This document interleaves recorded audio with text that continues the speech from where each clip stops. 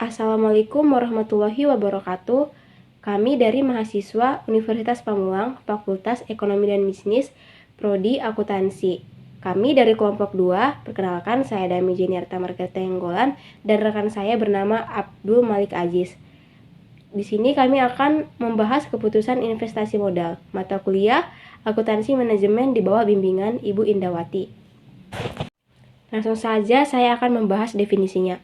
Keputusan investasi modal adalah proses pemilihan dan pengalokasian dana untuk aset jangka panjang.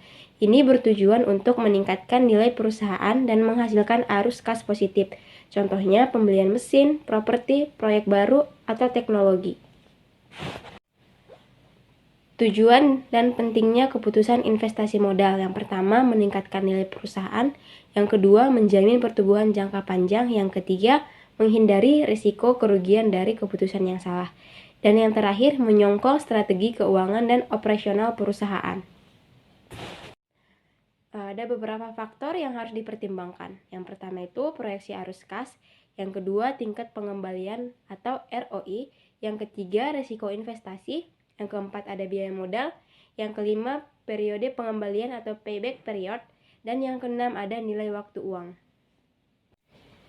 Di sini juga kami membahas jenis-jenis keputusan investasi modal. Yang pertama ada peralatan dan mesin, ada properti atau real estate, yang ketiga ada proyek baru, yang keempat ada merger atau akuisisi, yang kelima ada riset dan pengembangan atau R&D, yang keenam ada infrastruktur, energi dan teknologi informasi, dan yang ketujuh ada sumber daya manusia, yang kedelapan ada pasar keuangan, dan yang terakhir ada perawatan dan peningkatan fasilitas. Di sini terdapat dua model non-diskonto. Saya akan membahas yang pertama. 1. Payback period adalah waktu pengembalian modal. Yang kedua ada return on investment atau ROI, yaitu persentase laba bersih terhadap investasi. Yang ketiga ada accounting rate of return atau ARR, yaitu pengembalian berdasarkan laba akuntansi. Baik, di sini saya akan menjelaskan model non-diskonto 2. Yang pertama itu ada internal rate of return, seperti tingkatan pembelian saat NAV. Yang kedua, return on asset, sama dengan seperti laba bersih dibanding total aset. Dan yang ketiga, return on equity, seperti laba terhadap ekuitas. Dan yang keempat, profitabilitas index, rasio NPV terhadap investasi awal. Dan yang kelima itu net present value, seperti selisih nilai sekarang, arus kas masuk dan keluar. Dan selanjutnya ada perhitungan dan penyesuaian arus kas.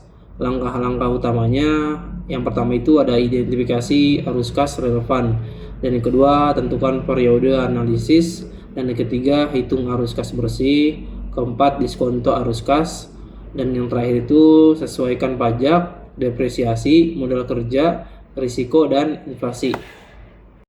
Dan selanjutnya ada review jurnal. Yang pertama itu penelitian menilai pengaruh investasi modal kerja terhadap nilai perusahaan. Yang kedua objek, perusahaan dagang yang tidak terkendala keuangan, financial mainstreams. Dan ketiga itu variabel seperti kas, pendapatan, aset tetap, dan modal kerja bersih.